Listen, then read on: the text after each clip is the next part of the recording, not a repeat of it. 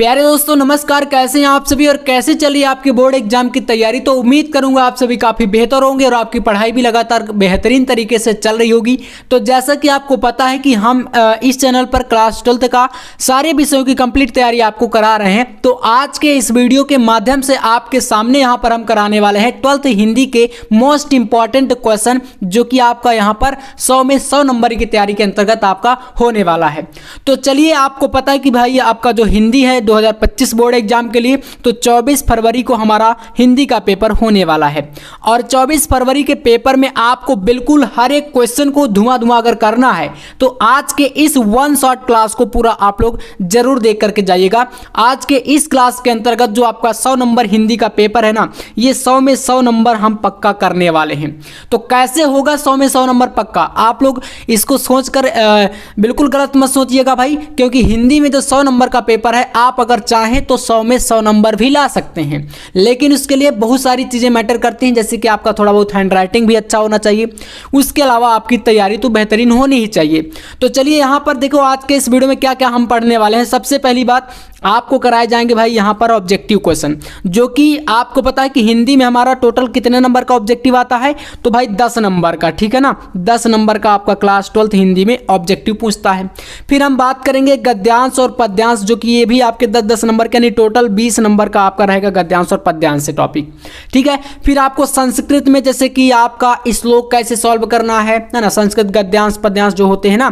फिर व्याकरण के इंपॉर्टेंट क्वेश्चन कैसे करने हैं। फिर आपको इसके अलावा जो इंपॉर्टेंट आवेदन पत्र, निबंध लेखन और जो आपका कहानी हो गया, जीवन परिचय हो गया, मतलब A to Z हर एक टॉपिक आपको इस वीडियो में कराया जाएगा।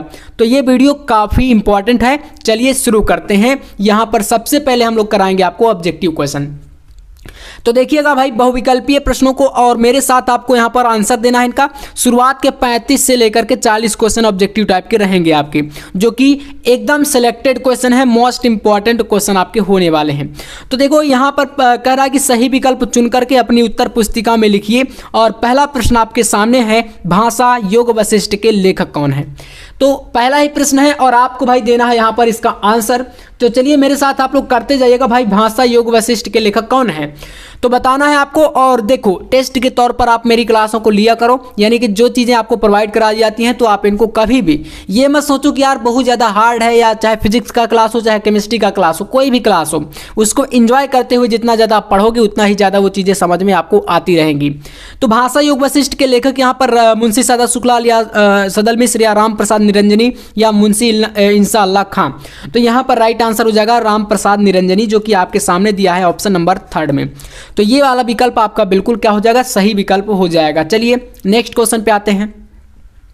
अगला प्रश्न यहाँ पर दिया गया, देखो दिया है सेकंड नंबर, राय कृष्णदास गद्य साहित्य के किस युग के लेखक हैं। देखिएगा यहाँ पर आपको क्या बताना है भैया, तो युग का नाम बताना है। जैसे कि आप यहाँ पर देख पा रहे होंगे विकल्पों में दिए हैं भारतेंदु युग, द्विवेदी युग, छायावादी युग या छायावादोत्तर युग। तो कौन सा युग हो जाएगा, तो यहाँ पर याद रखिएगा छायावादी युग जो है बिल्कुल सही ऑप्शन आपका है।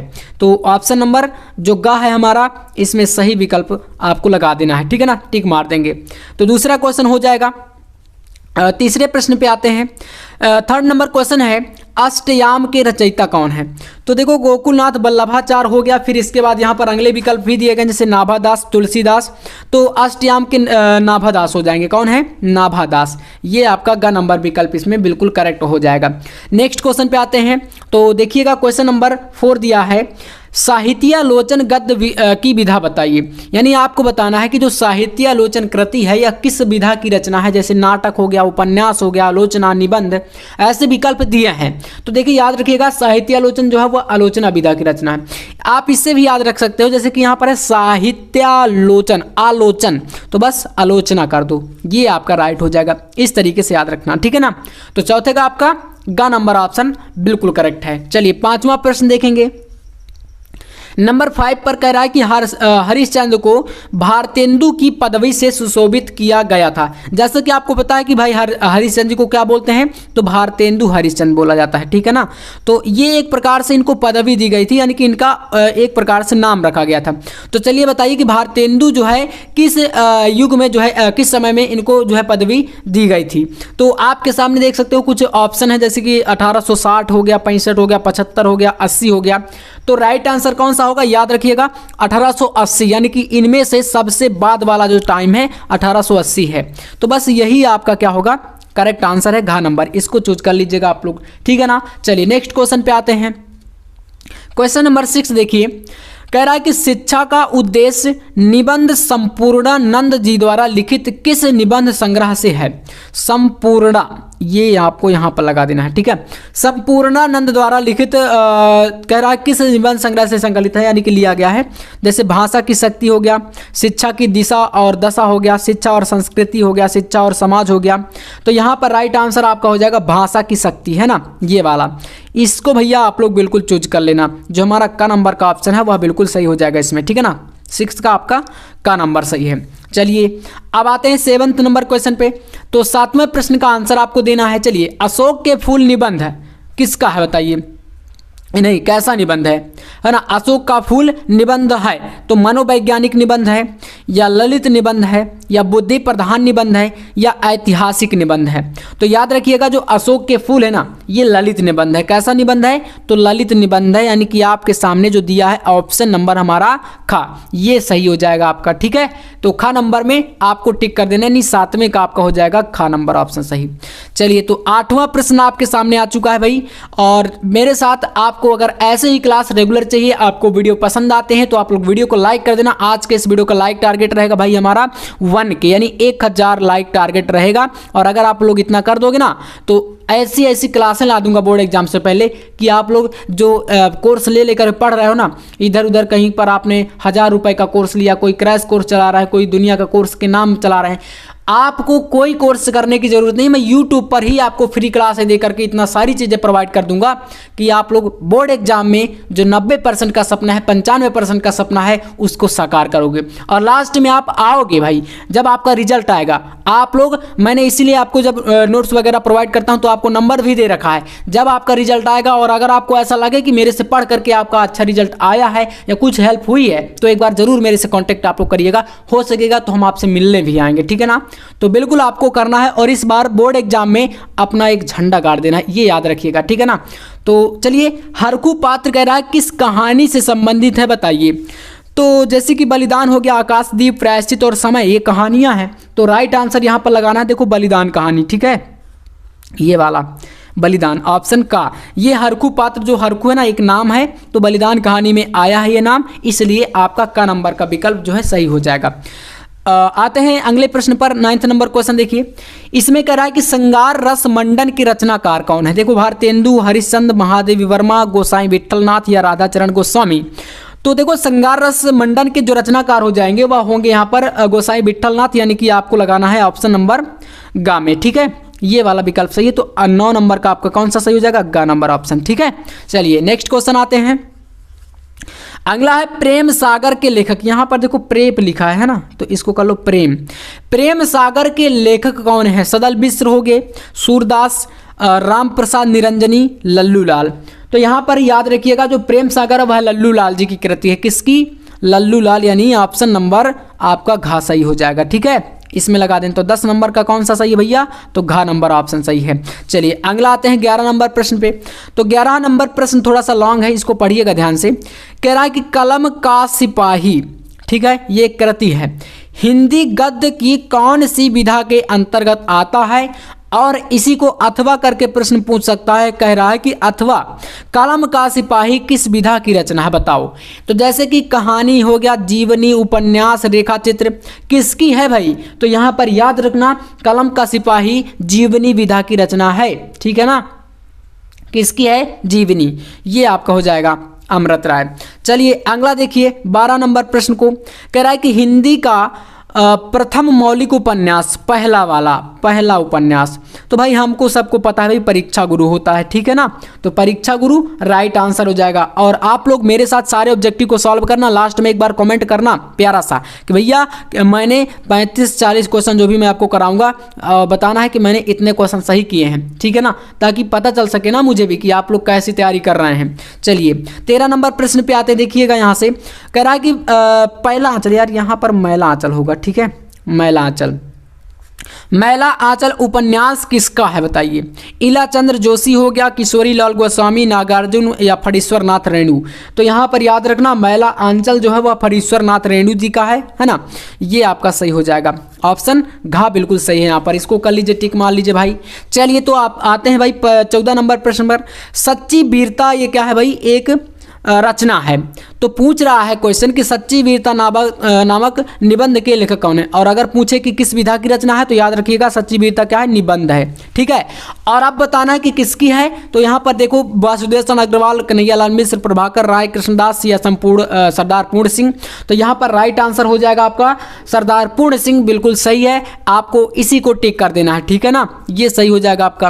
यानी सच्ची वीरता किसका है तो सरदार पूर्ण सिंह जी की कृति हो जाएगी। 15 नंबर प्रश्न पे आते हैं, देखिएगा निम्नलिखित में से कौन निबंध व्यंग का अच्छा उदाहरण है बताइए। आपके सामने जैसे कि गेहूं और गुलाब हो गया, है ना, गेहूं बनाम गुलाब या गेहूं और गुलाब राम वृक्षवेणीपुरी जी की कृति है। और आखिरी चट्टान निंदा रस, है ना, जैसे हरिशंकर प्रसाद जी का हो गया, अशोक के फूल हजारी प्रसाद द्विवेदी जी का हो गया। तो अब ये बताना है कि निबंध का इनमें से कौन सा सबसे अच्छा उदाहरण है व्यंग का, निबंध व्यंग का, ठीक है। तो याद रखिएगा निंदा रस जो है हरिशंकर प्रसाद जी का, ये बिल्कुल सही आपका ऑप्शन इसमें है, ठीक है, कर लीजिएगा। 15 नंबर का आपका हो जाएगा ग नंबर का ऑप्शन सही, ठीक है। चलिए अब आते हैं हम लोग यहाँ पर 16 नंबर प्रश्न पे। राहुल संकृत्यायन की प्रसिद्ध कृति जो कि है बोलगा से कहाँ तक, गंगा से, है ना, बोलगा से गंगा। अब बताओ ये किस विधा की रचना है आखिरकार, उपन्यास, कहानी संग्रह, आत्मकथा, निबंध संग्रह, ऐसे करके ये ऑप्शन दिए हैं। तो यहाँ पर आपको याद रखना है आपका राइट आंसर जो हो जाएगा वो होगा कहानी संग्रह, जो कि आपको दिया है ऑप्शन नंबर जो खा है, यह बिल्कुल आपका सही हो जाएगा, ठीक है ना। तो कौन सा हो जाएगा 16 का खा। तो यहाँ पर 16 नंबर का हमारा हो जाएगा ऑप्शन खा जो है बिल्कुल करेक्ट। चलिए 17 नंबर प्रश्न पे आते हैं भैया। 17 नंबर प्रश्न दिया है हमारा हिंदी का मोस्ट इंपॉर्टेंट ऑब्जेक्टिव जो कि है हरिशंकर परसाई का निबंध संग्रह है। चलिए बताइए। मैंने आपको बताया यहां पर जैसे कि आलोक पर्व है, त्रिशंकु, पगडंडियों का जमाना या परिवेश। तो यहां पर याद रखना आपको थोड़ा सा कन्फ्यूजन हो सकती है, ठीक है, आलोक पर्व में। तो अब आपको याद रखना जो पगडंडियों का जमाना है, ठीक है, पगडंडियों का जमाना, ये वाला ऑप्शन, यानी 17 का आपका ग नंबर जो ऑप्शन है बिल्कुल करेक्ट है, ठीक है। तो इसलिए आपको लगाना है पगडंडियों का जमाना, राइट आंसर हो जाएगा हमारा हरिशंकर परसाई जी का क्या है, ये निबंध संग्रह है। किस विधा की रचना है भैया, तो निबंध है, ठीक है। चलिए 18 नंबर प्रश्न पे आते हैं। यहां पर कह रहा है कि हिंदी साहित्य के 1000 वर्षों में कबीर जैसा व्यक्तित्व लेकर कोई लेखक उत्पन्न नहीं हुआ है, यह कथन है। यानी कि आपसे पूछ रहा है प्रश्न कि हिंदी साहित्य के हजारों वर्षों में जो कबीर दास जी जैसा व्यक्तित्व रखते थे, ऐसा व्यक्तित्व लेकर के कोई भी नहीं उत्पन्न हुआ, ये किसने कहा था, यानी किसने कहा था, ऐसा कथन किसने दिया था, ये बताना है। तो जैसे रामचंद्र शुक्ल जी हो गए, डॉक्टर राम कुमार वर्मा हो गए, नागेंद्र हो गए और हजारी प्रसाद द्विवेदी हो गए। तो यहाँ पर याद रखना जो राइट आंसर हो जाएगा वह होगा डॉक्टर हजारी प्रसाद द्विवेदी जी, ठीक है ना। इन्होंने ही बोला था, क्या बोला था कि हिंदी साहित्य के हजारों वर्षों में कबीर जी जैसा व्यक्तित्व लेकर कोई उत्पन्न नहीं हुआ। तो ये किसने कहा था, तो हजारी प्रसाद द्विवेदी जी ने कहा था, ठीक है। तो ये सही हो जाएगा। 19 नंबर प्रश्न को देखिएगा। सरस्वती पत्रिका के संपादक, बहुत ही आसान है भैया, सरस्वती पत्रिका के संपादक कौन है, तो महावीर प्रसाद द्विवेदी है प्रथम संपादक, है ना। तो बस यहाँ पर आपको लगा देना है ऑप्शन खा में, ये आपका क्या हो जाएगा, बिल्कुल सही ऑप्शन है, ठीक है। महावीर प्रसाद द्विवेदी क्या हो जाएंगे, सरस्वती पत्रिका के संपादक है, प्रथम संपादक हैं, ठीक है। सरस्वती पत्रिका के ये आपके प्रथम संपादक हैं, ठीक है ना, इतना याद रखना। चलिए तो अब बढ़ते हैं हम लोग अगले प्रश्नों पर। 20 नंबर प्रश्न देखिएगा। आवारा मसीहा की रचना विधा, आवारा मसीहा की रचना की विधा मतलब विष्णु प्रभाकर जी का है आवारा मसीहा, ठीक है, याद कर लेना। अगर लेखक का नाम पूछे तो आपको याद रखना है विष्णु प्रभाकर, ठीक है, विष्णु प्रभाकर। और अगर विधा का नाम पूछेगा तो फिर भैया क्या लगाएंगे, तो फिर जीवनी लगाना है, ठीक है, विष्णु प्रभाकर जी के द्वारा लिखित जीवनी है, ठीक है, यहाँ पर ये सही है। 21 नंबर प्रश्न है, दुलाई वाली किस विधा की रचना है? उपन्यास, नाटक, कहानी, रेखा चित्र। तो यहाँ पर याद रखना ये आपका हो जाएगा कहानी, ठीक है, ये क्या है, एक प्रकार की स्टोरी है, ठीक है ना, इसकी विधा हो जाएगी कहानी। चलिए 22 नंबर प्रश्न पे आते हैं। दिया है कि अपनी खबर आत्मकथा के लेखक। अपनी खबर भाई किस विधा की रचना है, तो आत्मकथा है। किसकी है भाई, तो पांडे बेचन शर्मा उग्र जी की है। किसकी है, पांडे बेचन शर्मा उग्र, ये आपका दिया है। तो 22 नंबर का आपका घ नंबर ऑप्शन सही है, ठीक है ना, तो इसको आपको टिक कर देना है। नेक्स्ट क्वेश्चन पे आते हैं। 23 नंबर प्रश्न है, छायावधोत्तर काल के लेखक। तो विद्यानिवास मिश्र हो गए, फिर यहाँ पर आचार्य रामचंद्र शुक्ल हैं, बाबू गुलाब राय हैं, डॉक्टर श्याम सुंदर दास जी हैं। तो राइट आंसर जो हो जाएगा वो होगा विद्यानिवास मिश्र, ठीक है, का नंबर। तो 23 का आपका कौन सा विकल्प सही है, का नंबर सही है। चलिए, और एक एक क्वेश्चन बोर्ड एग्जाम से भाई ये टकराने वाला प्रश्न लेकर के आ रहे हैं बोर्ड एग्जाम से, ठीक है ना, क्योंकि हमारा जो डेट शीट है बोर्ड एग्जाम का वो लगभग आ चुका है और हमारे पास टाइम है 2 मंथ का। और अभी काफ़ी सारे ऐसे बच्चे हैं जिनका भैया सिलेबस यानी पाठ्यक्रम जो है वो कंप्लीट नहीं हुआ है, तो टेंशन मत लीजिए, आप लोग इस चैनल से जुड़े रहिए। टॉपर गैलेक्सी जो कि है आपको अमित भैया के साथ रहना, ठीक है ना, और बोर्ड एग्जाम से पहले हर वो टॉपिक लाया जाएगा आपके सामने जो भैया आपको परेशान करने वाला है, तो टेंशन मत लो आप लोग। 3 से 4 साल का जो भी एक्सपीरियंस है इस बार आपके साथ मैं झोंक दूंगा। चलिए, तो 24 है भाई, रिपोर्टार्ज के लेखक कौन है बताइए। यहाँ पर देख सकते हो आपके सामने 4 ऑप्शन दिए गए हैं, जयशंकर प्रसाद, विष्णुकांत शास्त्री, फिर इसके बाद यहाँ पर महावीर प्रसाद द्विवेदी और फिर क्या है, संपूर्णानंद, ठीक है। तो यहाँ पर राइट आंसर आपको लगाना है विष्णुकांत शास्त्री जी में, जो कि आपको ख नंबर में देखने को मिल रहा है, ठीक है ना, ये विकल्प आपका बिल्कुल करेक्ट है। 25 नंबर प्रश्न देखो, मेरी असफलताएं किसकी कृति है, तो मेरी असफलताएं बाबू गुलाब राय जी की कृति है। किसकी है, बाबू गुलाब राय, ये हो जाएगा 25 का हमारा कौन सा, का नंबर ऑप्शन सही है, ठीक है। 26 नंबर पे आते हैं। 26 है भाई, भाषा योग वशिष्ठ के लेखक, तो राम प्रसाद निरंजनी, ऑप्शन 3 सही है। सदल मिश्र की रचना, तो आपको पता है कि भाई नासिके तोपाख्यान हो जाएगा, कौन सी, नासिके तोपाख्यान आपका हो जाएगा, है ना, ऑप्शन नंबर 2। नेक्स्ट यहाँ पर है 28 नंबर, चंद्रकांता संतति कृति की विधा, तो ये उपन्यास है। कौन सी विधा भाई, उपन्यास विधा की रचना है। फिर 29 नंबर प्रश्न है, देखो बालकृष्ण भट्ट संपादक किसके थे, तो याद रखना हिंदी प्रदीप के संपादक थे, है ना। 29 का क्या हो जाएगा आपका गा नंबर, यानी कि तीसरा विकल्प, ठीक है, ये सही है। 30 नंबर प्रश्न देखो दिया गया, वासुदेव शरण अग्रवाल की रचना है। एक नंबर का ऑब्जेक्टिव आता है और बोर्ड एग्जाम में शुरुआत का पेपर यही खराब करता है, तो टेंशन मत लो इस बार आप लोग। इस बार आपको मैं आपसे प्रॉमिस किया हूं, और अगर आप लास्ट तक मेरा साथ दोगे तो मैं आपको हिंदी और इंग्लिश का जो 100 नंबर का पेपर रहता है ना, इसमें हिंदी में हम 95 प्लस लाएंगे, इंग्लिश में आपको 90 प्लस तो दिलाकर ही रहूँगा, भले कितना अभी आप कमज़ोर हैं, ठीक है। इतना आप लोग जब लेकर के आओगे ना, तो यहाँ पर 185 आपका 200 में लगभग आ जाएगा, 180 से 185, और जो 70 नंबर आपका फिजिक्स, केमिस्ट्री, बायोलॉजी का रहेगा, इनमें हम लोग कम से कम यहाँ पर 60 प्लस लाने का जरूर प्रयास करेंगे, और 65 प्लस भी आएंगे अगर आप थोड़ा सा मेहनत कर देंगे, जिस अनुसार मैं बताता हूँ, तो आपका परसेंटेज 90 से कम नहीं रहेगा, ये मेरी गारंटी है, बस साथ देना है आपको। चलिए, तो बागधारा इसका सही आंसर है, वासुदेव शरण अग्रवाल जी की रचना बागधारा हो जाएगी। 31 नंबर प्रश्न है भैया, कह रहा कितनी नावों में कितनी बार काव्य कृति किसकी है, तो सच्चिदानंद, हीरानंद व सायन, या इन्हें आगे भी बोलते हैं, ये आपका सही आंसर हो जाएगा, यानी 31 नंबर का हमारा ग नंबर या तीसरा विकल्प बिल्कुल करेक्ट है, ठीक है। चलिए, 32 नंबर प्रश्न है, छायावाद की प्रमुख विशेषता बताइए, तो सौंदर्य एवं प्रेम जो है ये आपका राइट आंसर है, मतलब कि छायावाद की ये विशेषता होती है, कौन सी, सौंदर्य एवं प्रेम। तो 33 नंबर प्रश्न को देखते हैं भैया, दूसरा सप्तक का प्रकाशन वर्ष है, तो देखिए आपको जो पता है, जो प्रथम वाला सप्तक था, है ना, प्रथम, ये 1943 है इसका समय, 1943। द्वितीय के लिए आपको याद रखना है, द्वितीय के लिए याद रखना है 1951, और तृतीय के लिए आपको याद रखना है 1959, ठीक है, 1959। तो अब दूसरा पूछ रहा है तो 1951 तीसरा ऑप्शन में देखो दिख रहा है, ये सही है। तृतीय पूछता तो 1959 रहता है ना, और पहला आपका 1943 रहता, तो हमें तीसरा वाला ऑप्शन लगाना है, ठीक है ना। अब कहीं से भी पूछेगा तो आप लोग कर दोगे। 34 नंबर प्रश्न है, हिंदी का प्रथम महाकाव्य कौन सा माना जाता है? तो भाई आदिकाल आपका पहला समय है ना, सबसे पहला आदिकाल होता है। और आदिकाल का भाई महाकाव्य है पृथ्वीराज रासो, जो कि किसके द्वारा लिखित है? चंद्रवरदाई द्वारा, है ना, चंद्रवरदाई द्वारा। तो यहाँ पर राइट आंसर कौन सा हो जाएगा? ऑप्शन नंबर 4, ठीक है, पृथ्वीराज रासो।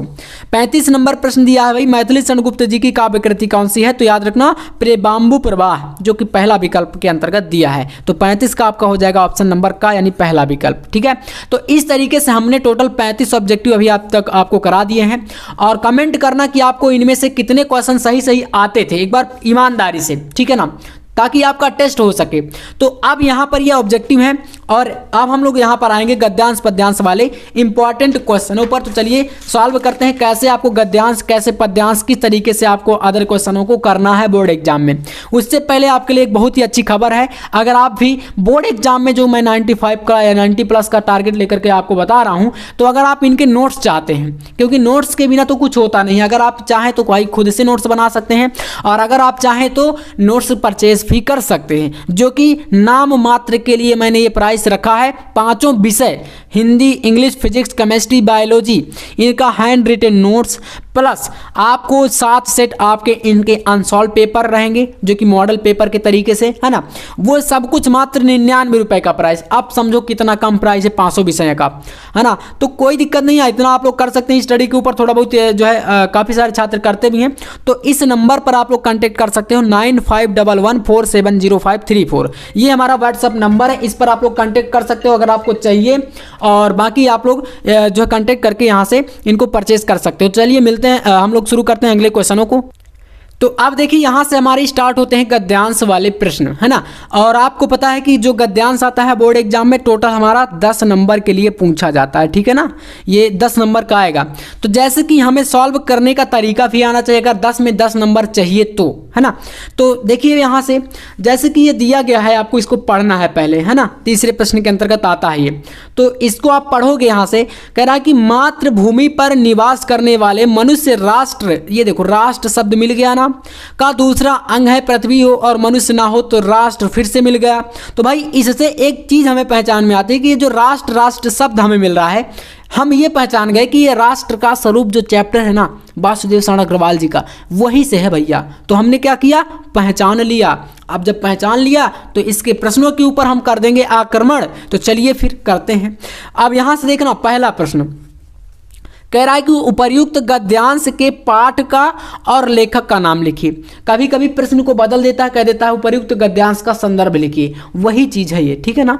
तो चलिए इसका आंसर देखिए, लिखेंगे प्रस्तुत गद्यांश के पाठ का शीर्षक क्या भाई, राष्ट्र का स्वरूप है, और इसके लेखक कौन है, तो डॉक्टर वासुदेव शरण अग्रवाल जी हैं। इतना लिख दोगे, 2 नंबर आपका यहाँ से फिक्स है।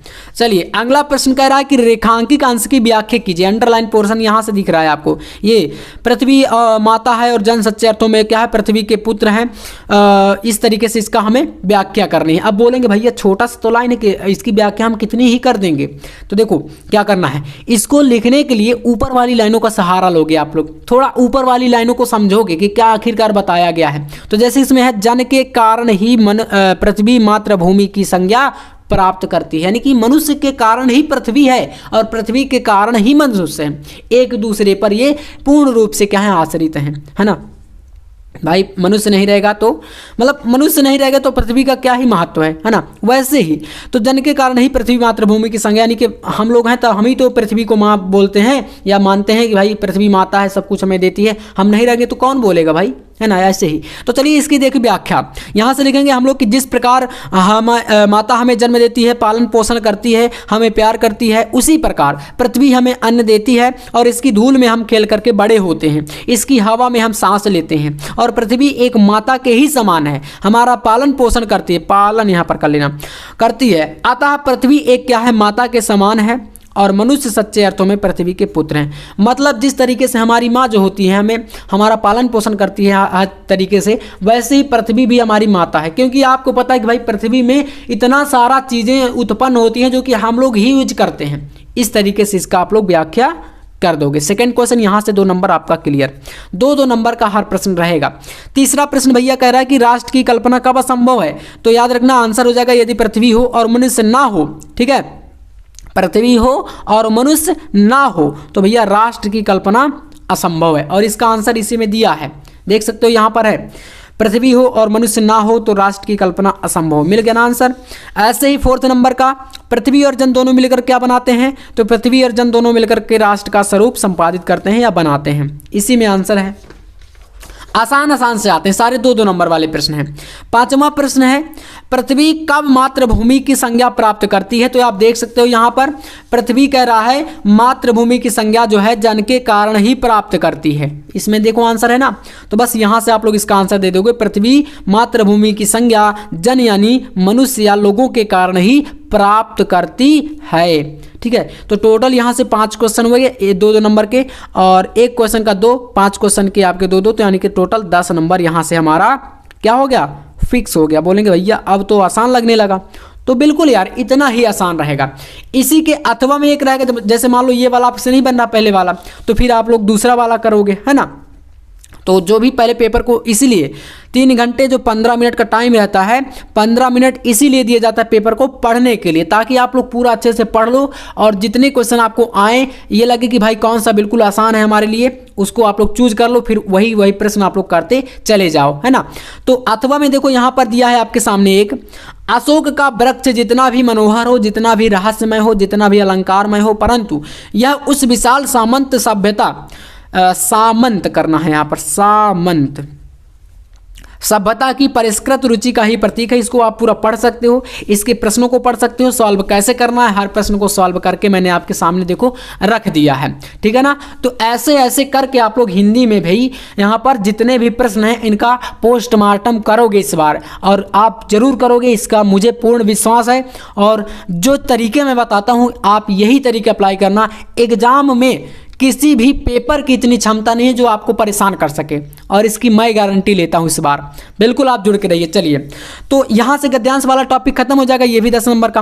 प्रश्न संख्या 4 में भैया आता है आपका पद्यांश।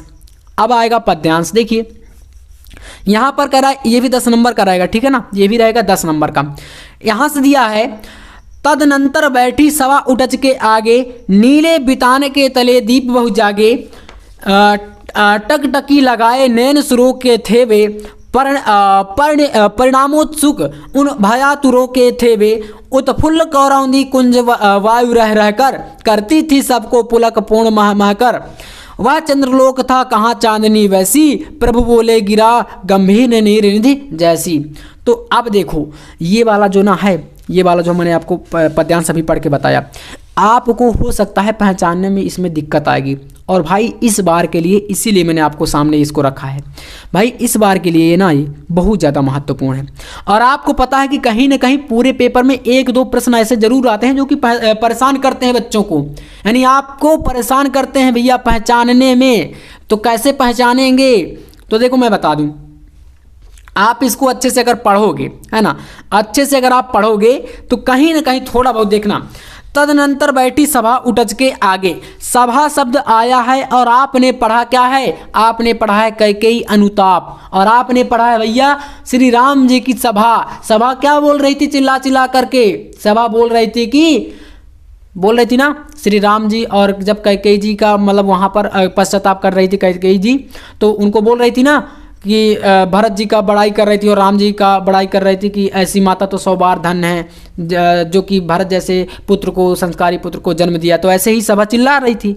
तो बस आपने यहाँ पर एक वर्ड पहचान लिया, और यही चीज़ें थोड़ा सा पढ़ करके इसमें पहचानी जाती हैं, ठीक है ना।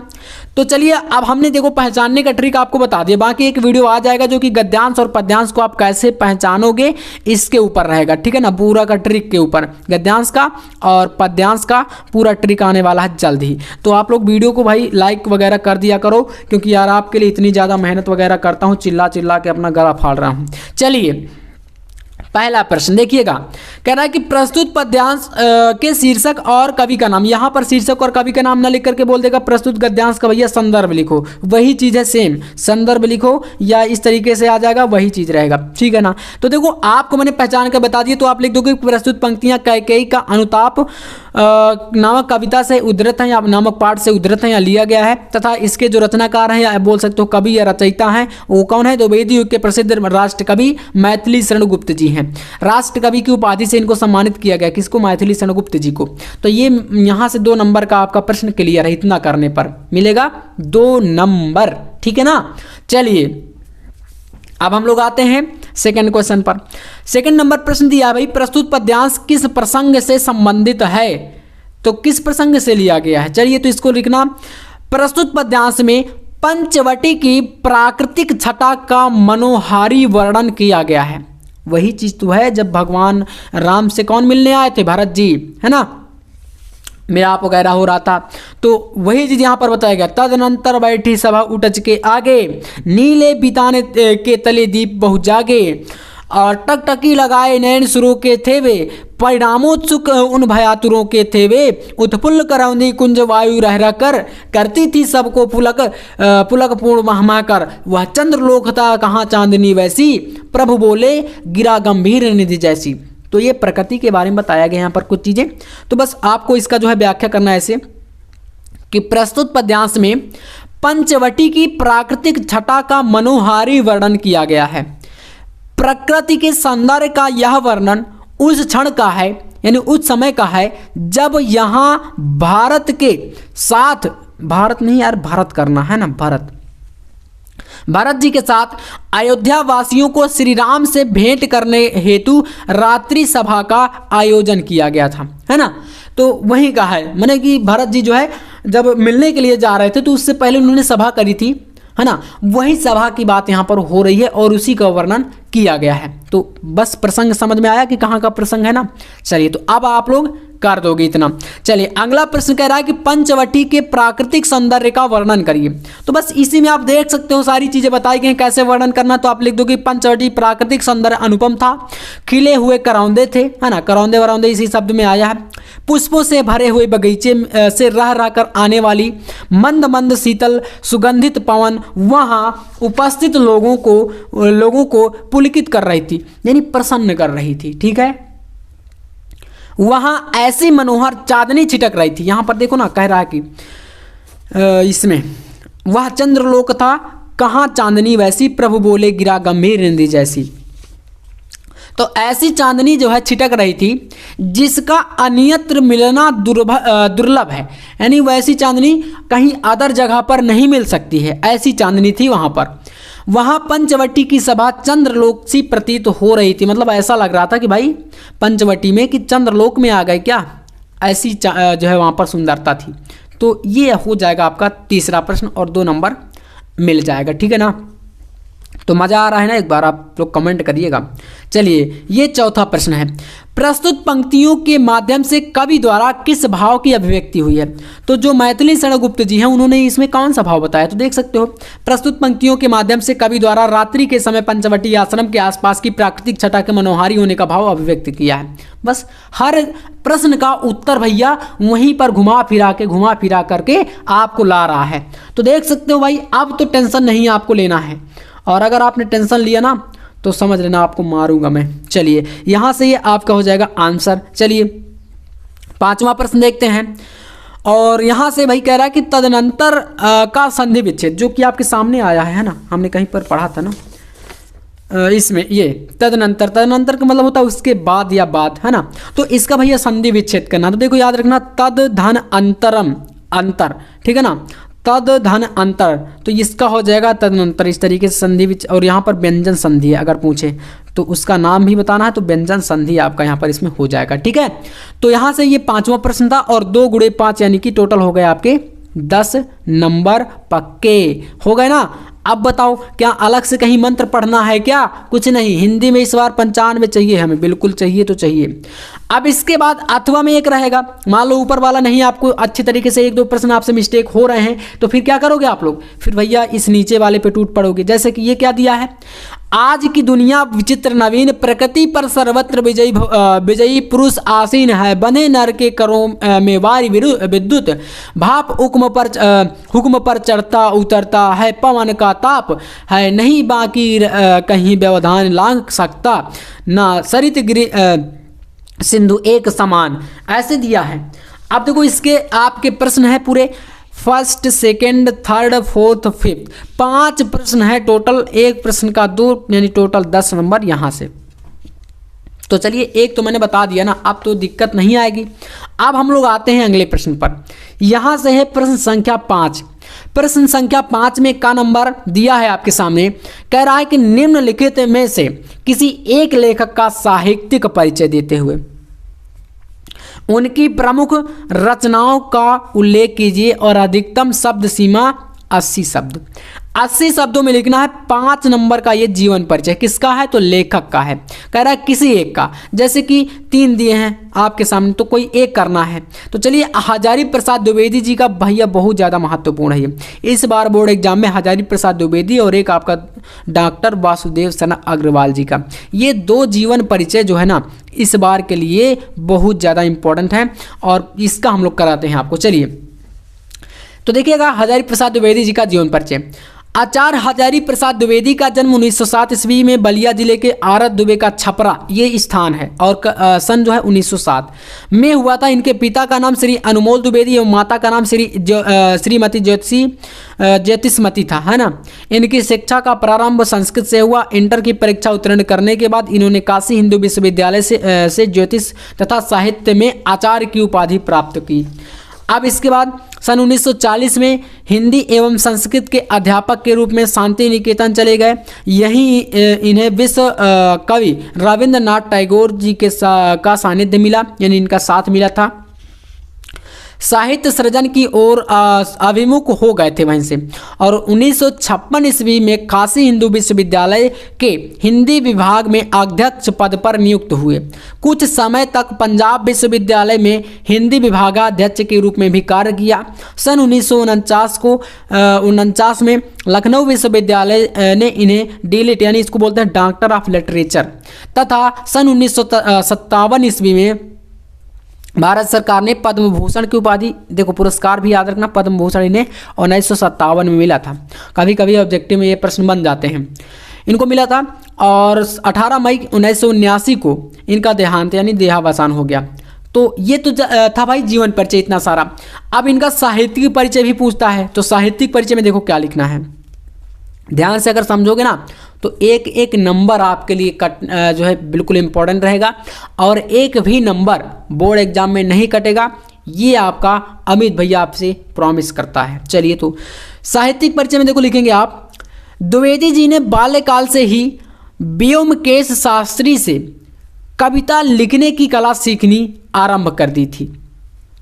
शांति निकेतन पहुंचकर इनकी प्रतिभा और निखरने लगी। कविंद्र रविंद्रनाथ जो टैगोर जी थे, इन पर विशेष इनका प्रभाव पड़ा। बंगला साहित्य से भी ये बहुत प्रभावित थे। ये उच्च कोटि के शोधकर्ता, निबंधकार, उपन्यासकार, आलोचक थे।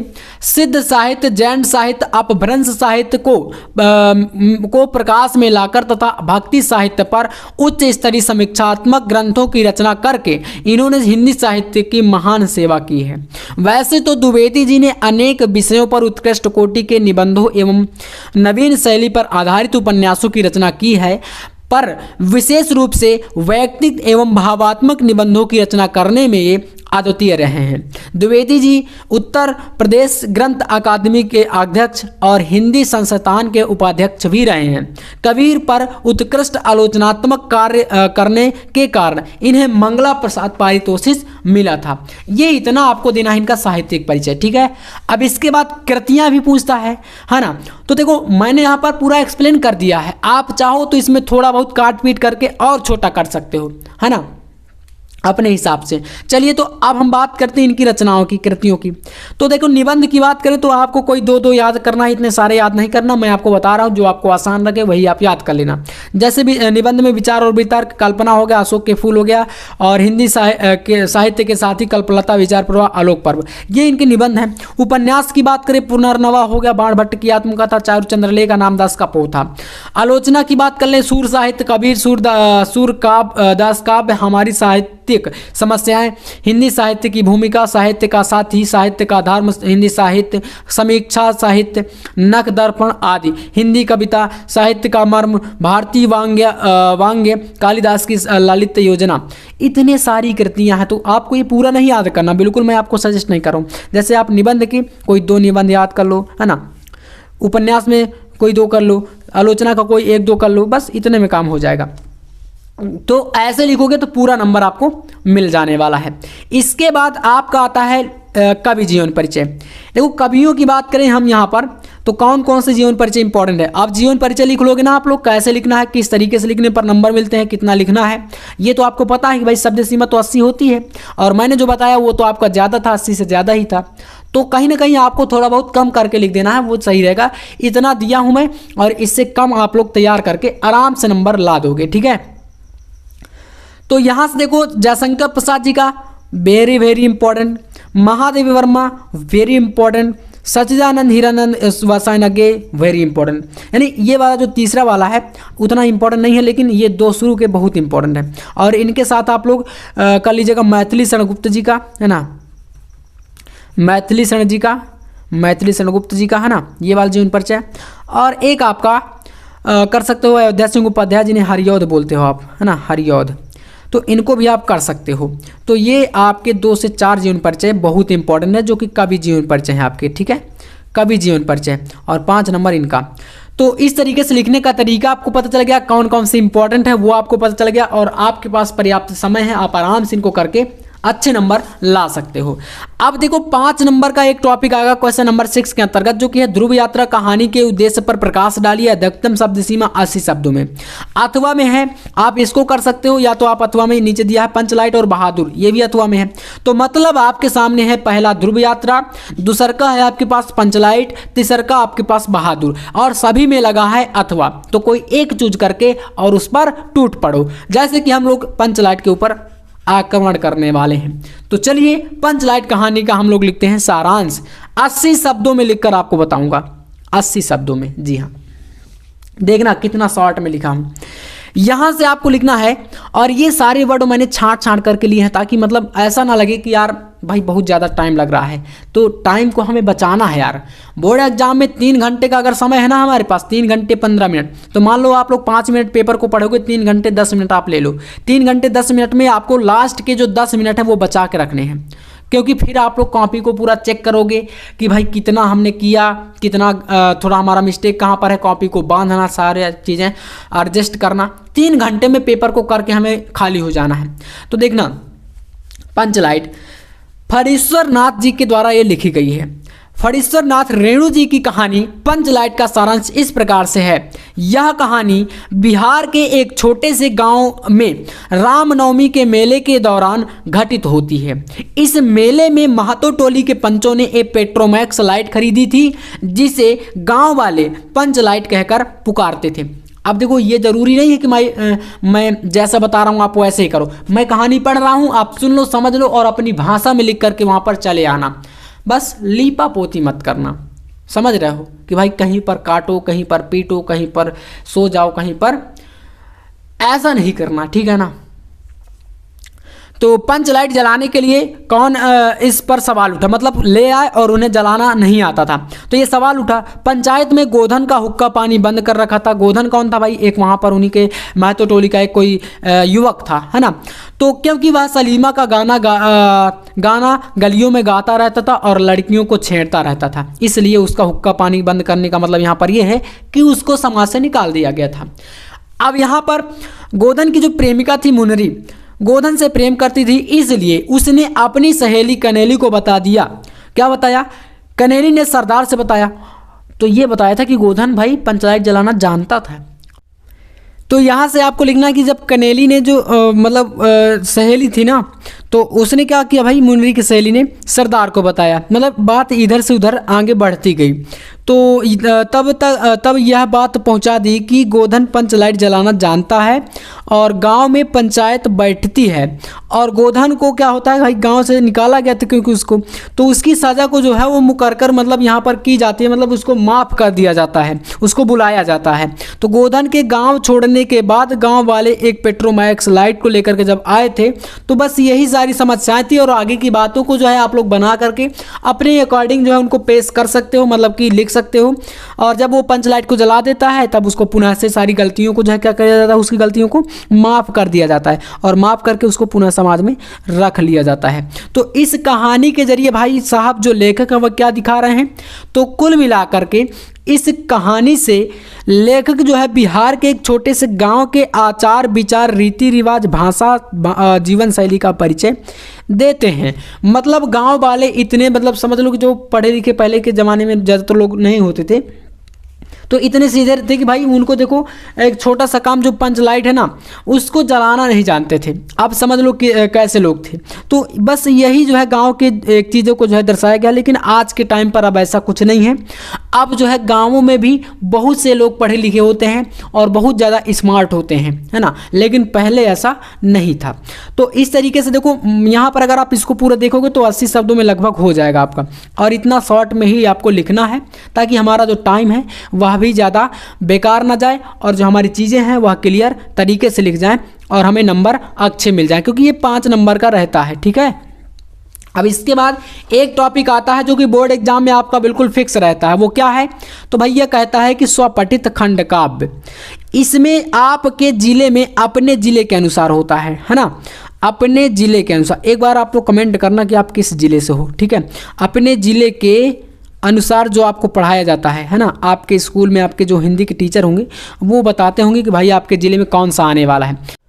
तो इस तरीके से आपको पहले अपने जो स्कूल टीचर हैं उनसे पूछ लेना है कि भैया सर हमारे हिंदी में जो खंड काव्य है हमारे डिस्ट्रिक्ट में कौन सा आता है। और एक बार मैंने जैसे कि कहा कि आपको कमेंट करना है कमेंट सेक्शन में कि आप किस डिस्ट्रिक्ट से हैं, ताकि हमें पता चले, है ना, कि आप कहाँ से हैं। तो चलिए यहाँ पर देखो पहला जो खंड काव्य है मुक्ति यज्ञ, है ना। ये खंड काव्य कह रहा कथा वस्तु संक्षेप में लिखी। और आपको ये भी मिलेगा ऑप्शन, क्या ऑप्शन मिलेगा कि अथवा में आपका रहेगा, जैसे कि आप मुक्ति यज्ञ का ही दूसरा अथवा देख सकते हो। कह रहा है कि मुक्ति यज्ञ खंड काव्य के आधार पर गांधी जी का चारित्रिक विशेषताओं पर प्रकाश डालिए। 5 नंबर का ये क्वेश्चन रहता है। तो मान लीजिए आपके जिले में मुक्ति यज्ञ आता है तो आप पहला वाला कर दोगे, या अगर आपसे वो नहीं बन रहा तो आप गांधी जी का चरित्र चित्रण कर दोगे। ऐसे ही दूसरा भाई यहाँ पर दिया देख सकते हो, दूसरा नंबर क्या है? त्यागपथी। कह रहा है खंड काव्य के आधार पर हर्षवर्धन का चरित्रांकन करिए। अथवा में है त्यागपति खंड काव्य का चतुर्थ यानी कि चौथा सर्ग का संक्षेप में व्याख्या करिए या कथन लिखिए। और आपका तीसरा यहाँ पर है सत्य की जीत। सत्य की जीत खंड काव्य के आधार पर दुशासन का चारित्रिक चित्रण या विशेषता करिए। अथवा में है भाई यहाँ पर सत्य की जीत से ही देख सकते हो, इसका कथा वस्तु संक्षेप में लिखिए, अपने शब्दों में लिखिए। तो मतलब आपका तीसरा प्रश्न है तो इसमें अथवा है तो आप ऊपर वाला करो या नीचे वाला। सत्य की जीत अगर आपके जिले में आता है तो आप लोग कर सकते हो। ठीक है। ऐसे ही आलोक वृत्त हो गया। फिर आपका अथवा में यहाँ पर इसके है क्या? आलोक वृत्त खंड काव्य की कथा वस्तु संक्षेप में लिखिए। श्रवण कुमार खंड काव्य जैसे कि यहाँ पर हो गया, है ना।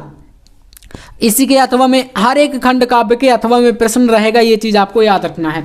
ठीक है। जैसे कि श्रवण कुमार के खंड काव्य के अथवा में क्या? श्रवण कुमार खंड काव्य के संदेश खंड की कथा अपने शब्दों में। फिर लास्ट आपका छठवां है रश्मिरथी खंड काव्य। इसकी कथा वस्तु लिखने को बोला है। अगर आपसे कथा वस्तु नहीं बनेगा तो अथवा में नीचे प्रश्न है रश्मिरथी खंड काव्य के आधार पर कर्ण का चरित्र चित्रण करिए, ये है। ठीक है। इस तरीके से आएगा। और अपने जिले का नाम कमेंट में छापना आपको, ठीक है ना, ताकि हम आप पता चले कि भैया बच्चे जो हैं हमारे छात्र हैं जो वो कहाँ से देख रहे हैं हमें। ठीक है ना। चलिए अब यहाँ से आपका जो पहला पार्ट है वो समाप्त हो जाता है हिंदी में। इसके बाद आने वाला है खंड खा। खंड खा से भी 50 नंबर का प्रश्न रहता है। जैसे कि पहला जो खंड है वो 50 नंबर का, दूसरा 50, ताकि 100 नंबर आपको यहाँ से क्लियर रहे। ठीक है। अब इसमें पहला जो खंड जो खा है, यहाँ से पहला प्रश्न जो आता है वो रहता है संस्कृत से। संस्कृत में देखोगे तो यहाँ पर 7 नंबर का ये प्रश्न है। कह रहा है कि संस्कृत गद्यांश में से किसी एक का संदर्भ लिख करके हिंदी में अनुवाद करिए। अनुवाद लिखने तक का 7 नंबर मिलेगा आपको। ठीक है।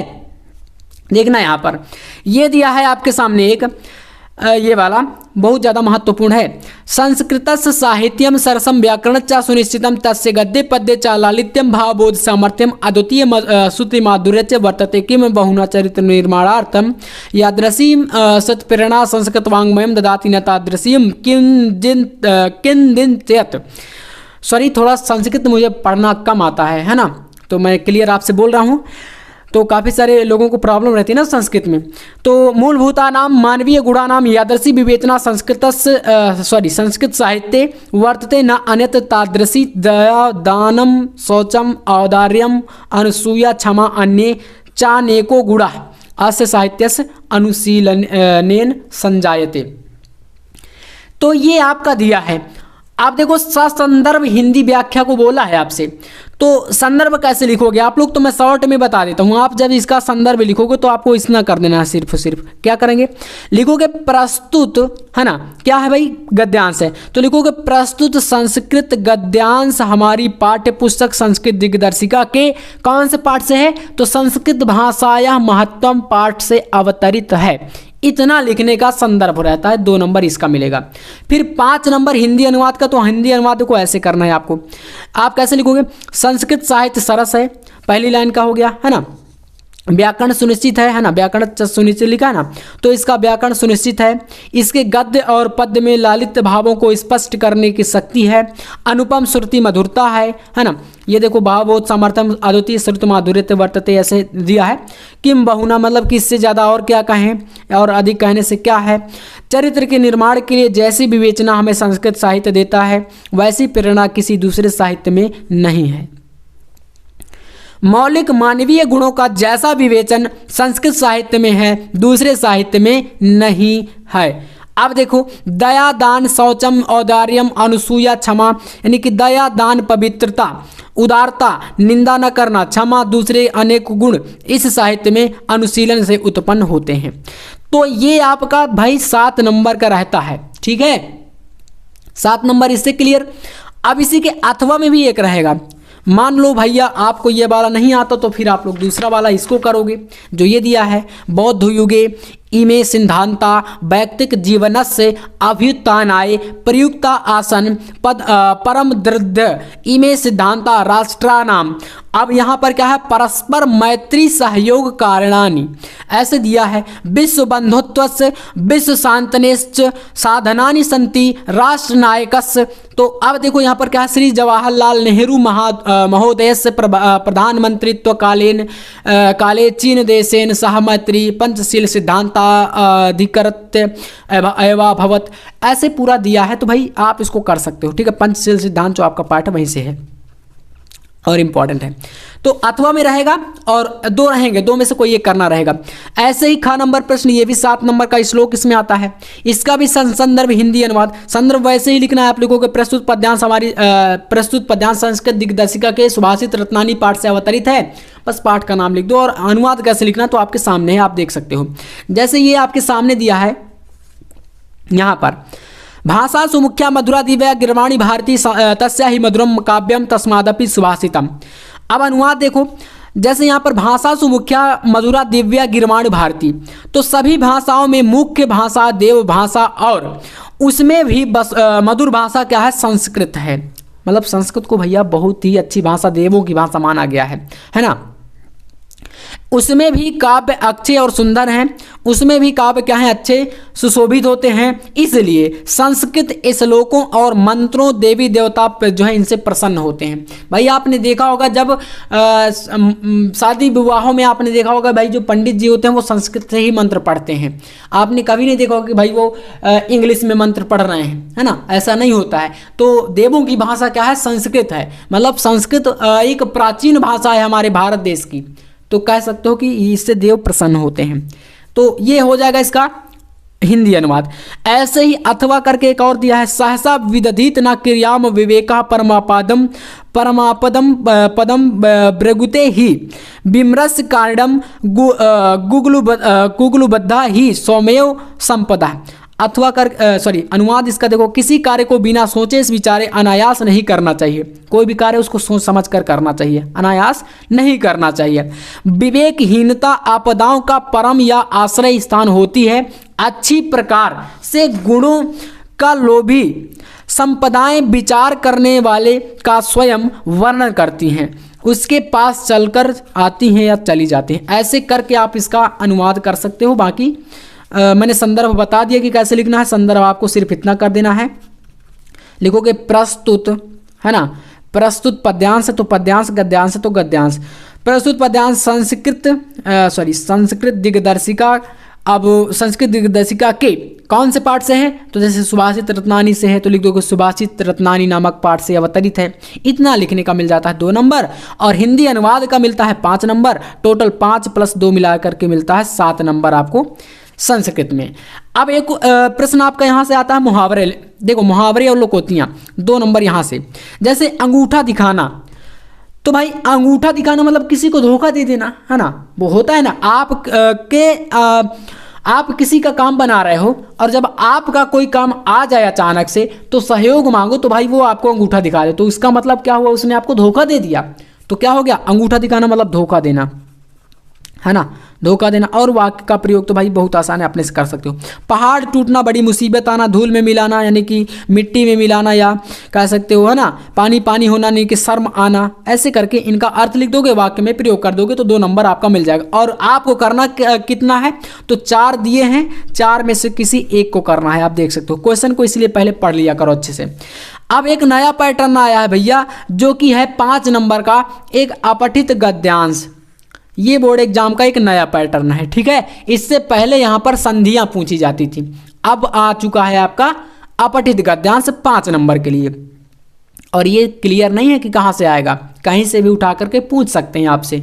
तो इसलिए इसमें कोई आपसे कहता है कि भाई ये वाला पढ़ लो यही आएगा, ऐसा बिल्कुल नहीं। देखो यहाँ पर जैसे कह रहा है का नंबर और ख नंबर करके रहेगा, एक अथवा में भी इसके रहेगा।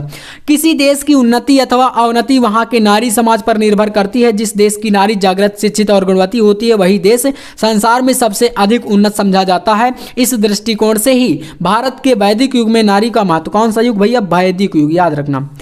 अभी एक प्रश्न का आंसर बनेगा, नारी का महत्वपूर्ण स्थान था। उस समय भारत सब देशों का सिरमौर माना जाता था, ठीक है ना।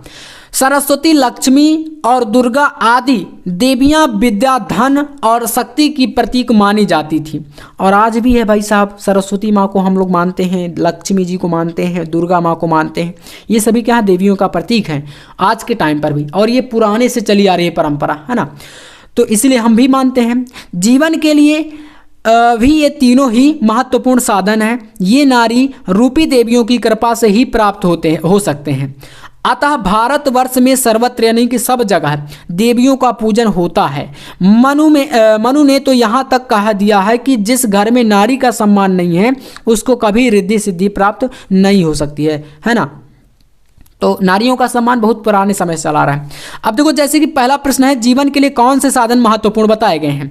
तो भाई जीवन के लिए 3 साधन महत्वपूर्ण बताए गए हैं, कौन कौन से, तो आप देखो तो सरस्वती, लक्ष्मी और दुर्गा, ये सभी क्या है भाई, इनसे हमें क्या क्या प्राप्त होता है। तो मान लो विद्या हो गया, माँ सरस्वती से, लक्ष्मी जी से धन होता है, दुर्गा माँ से हमें शक्ति। तो विद्या, धन और शक्ति, ये सभी साधन क्या है, तीनों साधन जीवन के लिए महत्वपूर्ण बताएं। तो यहाँ से पहले प्रश्न का आंसर आपको देखो मिल गया। अब इतना तो आप कर सकते हो ना, हमने बता दिया कि भाई यहाँ से इसका आंसर ढूंढ कर ना लिख दोगे, बिल्कुल लिख दोगे, आसान है। ऐसे ही इसका आंसर बना देना है आपको। तो यहाँ से पहले का प्रश्न का आंसर देखो लिखोगे, उत्तर सरस्वती, लक्ष्मी, दुर्गा आदि देवियाँ विद्या, धन और शक्ति की प्रतीक मानी जाती हैं और जीवन के लिए भी ये तीनों ही महत्वपूर्ण साधन हैं। ये नारी रूपी देवियों की कृपा से ही प्राप्त हो सकते हैं, इसका आंसर है। ऐसे ही उपर्युक्त गद्यांश का शीर्षक क्या है भाई, नारी के सम्मान के ऊपर ये पूरा का पूरा शीर्षक यहाँ पर हो जाएगा। तीसरा का प्रश्न है कि भारत में नारी का महत्वपूर्ण स्थान किस काल से था। तो मैंने बताया था वैदिक युग से।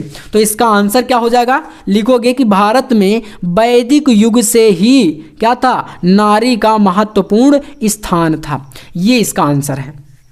तो देखो इसका जो 5 नंबर मिलता है, कैसे मिलता है, एक प्रश्न का मिलेगा 1 नंबर, दूसरे के प्रश्न का मिलेगा 2 नंबर, पहले के प्रश्न का मिलेगा 2 नंबर। तो यहाँ से कितना हुआ, 2 + 2 + 1 यानी टोटल हो गया 5 नंबर। तो इस पैटर्न पर बोर्ड एग्जाम में अपठित गद्यांश अब पूछा जाता है, ठीक है। चलिए अथवा में आपका यहाँ से रहेगा एक, देखो देख सकते हो, आज़ाद भारत, तो ये सब पढ़ लेना। अब अथवा में मैंने बता दिया कि कैसे अपठित गद्यांश करना है। इसके भी आपके 3 प्रश्न यहाँ पर रहेंगे, जो कि 2 + 2 और 1 टोटल 5 नंबर ये आपका। अब आओ 11 नंबर प्रश्न पर। यहाँ से देखना 11 नंबर है, निम्नलिखित शब्द युग्मों का सही चयन करिए। शब्द युग्मों का चयन करना है आपको, जैसे कि सकल और शकल, 2 नंबर यहाँ पर। तो सकल का अर्थ होता है संपूर्ण और शकल का अर्थ होता है खंड। तो संपूर्ण और खंड जो 2 नंबर का ऑप्शन है, ये इसका सही विकल्प है। ऐसे ही सेकंड है अंश और अंशु। अंश का मतलब होता है भाग और अंशु का होता है सूर्य। तो भाग और सूर्य क्या है, आ नंबर ऑप्शन आपका इसका करेक्ट हो जाएगा। तो ये ग्रामर पोर्शन होता है, जो कि बोर्ड एग्जाम में ऐसे प्रश्न पूछे जाते हैं ग्रामर पोर्शन के अंतर्गत, है ना। तो करना बहुत इंपॉर्टेंट है। ऐसे ही नहीं मैंने बताया है, हर प्रश्न के ऊपर चिल्ला रहा हूँ और कह रहा हूँ कि अगर 100 में 100 चाहिए तो मेरे साथ रहो। भाई आपको चाहिए अगर तो रहोगे, नहीं चाहिए होंगे तो भैया आप सोचोगे कि यार हमें सिर्फ पास होना है, तो पास तो आप एक ही वीडियो देख करके हो जाओगे। इतना तो मैं फुल कॉन्फिडेंट के साथ कहता हूँ। पिछले 4 साल से पढ़ा रहा हूँ। पिछले बच्चों बच्चों यार गलत हो जाता है ना, आप मेरे छोटे भाई हो, छोटे भाई बहन हो, ठीक है। तो पिछले 4 सालों का एक्सपीरियंस है, मैं आपको जो चीज़ें करा दूंगा अगर आप उतना सिर्फ कर लोगे तो यार आप 1-2 वीडियो देख करके पास हो जाओगे हिंदी में। रही बात टॉप करने की, तो फिर आपको जितने टॉपिक करा जाएं तो करना पड़ेगा, क्योंकि एक वीडियो से मैंने कभी नहीं कहा कि आप सिर्फ ये वीडियो देख लो और टॉप कर जाओगे। आपको जितना पढ़ाया जाए, जितने टॉपिक कराए जाएं, उन सभी को करना पड़ेगा, है ना। तो ये सेकेंड हो जाएगा। खा नंबर है निम्नलिखित शब्दों में से किसी एक के 2 अर्थ, जैसे कि धारा के 2 अर्थ हो जाएगा धरती और रखा, मित्र के सूर्य और सखा, जलज का घोंगा और कमल। तो 2-2 अर्थ बताने हैं कोई, है ना, 2-2। तो किसी एक का, तो मैंने तीनों का करा दिया। अब जो भी आपको अच्छा लगेगा आप करके चले आओगे। निम्नलिखित वाक्यांशों के लिए एक सही शब्द का चयन करिए, जैसे कि जिसका कभी अंत ना हो उसको क्या बोलते हैं, अनंत बोलते हैं, ठीक है। इनफाइनाइट, कभी अंत ना होने पाए उनका, तो उसको हम बोल देते हैं अनंत, है ना। जैसे जानने की इच्छा रखने वाले को क्या बोलते हैं, तो हम जिज्ञासा बोलते हैं, है ना। जानने की इच्छा रखना तो जिज्ञासा होता है, जानने की इच्छा रखने वाला तो जिज्ञासु होता है। तो यहाँ पर जिज्ञासु, है ना, 2 नंबर, ये सही है आपका। इसके बाद आइए यहाँ पर अगला प्रश्न है, देखिए घ नंबर, निम्नलिखित में से किन्हीं 2 वाक्यों को, कोई 2 करने हैं, शुद्ध करके लिखिए। जैसे कि परीक्षा पद्धति बदलना चाहिए, तो यहाँ पर बदलने में क्या है भैया, मिस्टेक है, इसको कर देना है बदलनी चाहिए, ये सही आंसर हो जाएगा। तो बदलनी लिख देना है, बस आपका सही हो जाएगा। जैसे मैंने अनेकों बार यात्रा, अनेकों गलत है, अनेक बार यात्राएं की हैं, तो ये सही हो जाएगा, है ना। केवल नहीं रहेगा, केवल यहाँ 4 पुस्तकें हैं, तो केवल आपको काट देना है, यहाँ लिख देना है यहाँ 4 पुस्तकें रखी हैं, ये सही हो जाएगा। तो जो भी आपको अच्छा लगे उसको आपको कर देना है। मैं ये नहीं कहूँगा कि आप चारों करो, क्योंकि क्वेश्चन भी 2 ही करने को बोल रहा है आपसे, किन्हीं 2 को, है ना। महादेवी वर्मा एक कवि यत्री, देखो यहाँ पर कवयित्री ऐसे लिखा ना, तो आपको कवयित्री जो है सही लिखना है, कवयित्री ऐसे लिख देना है, ठीक है। कवयित्री ये गलत है, यहाँ पर वा में मात्रा नहीं लगेगी, तो ये मिस्टेक आपको सही कर देना है। इतनी छोटी छोटी मिस्टेक आपको सही करना होता है और 2 नंबर आपको इसका मिलता है, ठीक है। तो इस तरीके से कर दोगे। अब काव्य सौंदर्य देखो 6 नंबर का बोर्ड एग्जाम में आता है आपके, काव्य सौंदर्य, है ना। ये आपका 2 नंबर का, और जितना यहाँ पर है सारा इंपॉर्टेंट है आपके लिए, मोस्ट इंपॉर्टेंट है। सिर्फ इतना पढ़ लेना और बोर्ड एग्जाम में अच्छे नंबर आपके आ जाएंगे। जैसे कि श्रृंगार रस, वीर रस, अथवा में रहेगा, कोई एक करना है आपको इन 2 में से। लक्षण और उदाहरण देना है, उदाहरण जरूर याद रखना। और इसके ऊपर ऑलरेडी मैं कई सारे स्पेशल वीडियो ला देता हूँ ताकि आपका कंफ्यूजन दूर रहे, हमेशा कोई दिक्कत ना आए आपको। अलंकार में श्लेष और उत्प्रेक्षा दोनों इंपॉर्टेंट है। उपमा और रूपक भी आप कर लेना। और अलंकार, ये जो काव्य सौंदर्य वाला टॉपिक है हमारा, है ना, काव्य सौंदर्य, ये टॉपिक 6 नंबर का आपको एक स्पेशल वीडियो आएगा जिसमें मैं पूरा A to Z एक्सप्लेन करूंगा, कैसे मात्रा लगानी है, कैसे लक्षण इसके दर्शाने हैं, कैसे व्याख्या करनी है, परिभाषा वगैरह सारा कुछ मिलेगा। तो टेंशन मत लो। बाकी यहाँ पर इंपॉर्टेंट है जैसे सोरठा हो गया, कुंडलिया, तो आप उदाहरण के साथ इनको जरूर तैयार करना। उदाहरण का प्रयास करो क्योंकि ये एक दिन में तैयार नहीं होता है, तो अभी से जब करते जाओगे तो हो जाएगा। बाकी 13 नंबर प्रश्न आपका 6 नंबर का बोर्ड एग्जाम में आता है, जो कि है समाचार पत्र में प्रकाशित विज्ञापन के आधार पर लिपिक के पद पर अपनी नियुक्ति हेतु विद्यालय के प्रबंधक को आवेदन पत्र लिखिए। अथवा में आपका एक भैया इंपॉर्टेंट वाला लेटर दिया है जो कि है ऋण प्राप्ति के लिए, और आप कोई सा भी लेटर मत पढ़ो, सिर्फ इसको पढ़ के चले जाओ, तब भी 6 नंबर पक्का मानो आप लोग। तो ये जो ऋण प्राप्ति के लिए बैंक शाखा प्रबंधक को आवेदन पत्र है, इसका आना 200% फिक्स है। अब बताओ, 100% तो होता है, उसको मैंने बढ़ा के रख दिया भाई 200%, इससे ज़्यादा कौन बोलेगा आप। तो इसको जरूर कर लेना, और मैंने कराया है इसको। निबंध कौन कौन से हैं देखो, निम्नलिखित विषयों में से किसी एक पर, कोई एक विषय पर निबंध लिखना है आपको अपनी भाषा शैली में। 9 नंबर का निबंध बोर्ड एग्जाम में आता है। जैसे राष्ट्रीय एकता वर्तमान समय की अनिवार्य आवश्यकता है। इसके बाद आतंकवाद की समस्या और समाधान, वेरी इंपॉर्टेंट। पर्यावरण, वेरी इंपॉर्टेंट। अगला है आधुनिक शिक्षा, वेरी इंपॉर्टेंट। तो समझ लो कि यहाँ पर जो 3 निबंध हैं लास्ट के, ये बहुत ज़्यादा महत्वपूर्ण है। इसके अलावा पहला वाला मतलब राष्ट्रीय एकता, हाँ इंपॉर्टेंट है, लेकिन ये 3 ज़्यादा महत्वपूर्ण है। तो इस तरीके से निबंध और बाकी निबंध लिखना तो आप जानते हो कि भाई कैसे लिखा जाता है। बाकी नोट्स वगैरह के लिए आप लोग इस नंबर पर कांटेक्ट कर लेना, हमारा ये व्हाट्सअप नंबर है। और 99 रुपये में ऑल सब्जेक्ट पूरा कंप्लीट लेकर के आप लोग बेहतर से बेहतर क्वेश्चन तैयार कर सकते हो बिल्कुल कम समय में। और जो आपका टारगेट है, हमारा लक्ष्य जो चल रहा है 95+ का, उसको आप अचीव कर सकते हो। और जल्द ही आपके लिए एक सरप्राइज है। सरप्राइज क्या रहेगा, जब आपका इस चैनल पर 100 के जो बच्चे हैं ना, 1 लाख बच्चे जुड़ेंगे, यानी सब्सक्राइबर जिसे आप बोलते हो, जैसे ही होंगे तो हम एक अनाउंसमेंट करेंगे। जो इस चैनल से पढ़ करके बच्चे फर्स्ट रैंक लाएंगे, ठीक है, फर्स्ट रैंक, सेकंड रैंक और फिर थर्ड रैंक, इन 3 रैंक वाले बच्चों को इस चैनल से जो पढ़ेंगे, और जब आपका रिजल्ट आएगा तो 3 रैंक वाले जो बच्चे रहेंगे उनके लिए भाई प्राइज दिया जाएगा। और हम खुद आएंगे आपसे कांटेक्ट करके, क्योंकि मैंने जो ये नंबर दिया है, ये जो नंबर है ना भैया, ये नंबर आप लोग अपने पास रखना। जब आपका रिजल्ट आएगा तो मेरे से कांटेक्ट कर लेना और अपना आप लोग एड्रेस वगैरह बताइएगा, तो हम आपसे मिलने आएंगे। और इन 3 रैंक वाले बच्चों को हम लोग पुरस्कार देंगे भैया। पुरस्कार में अब क्या क्या चीज़ें रहती हैं वो सरप्राइज रहेगा, 100 के बाद आपको बताया जाएगा, ठीक है। तो आज का वीडियो कैसा लगा कमेंट करके एक बार जरूर बताना। मिलते हैं नेक्स्ट वीडियो में नेक्स्ट टॉपिक के साथ। चैनल पर नए तो सब्सक्राइब जरूर कर लीजिएगा। मिलते हैं नेक्स्ट वीडियो में, तब तक के लिए जय हिंद, वंदे मातरम।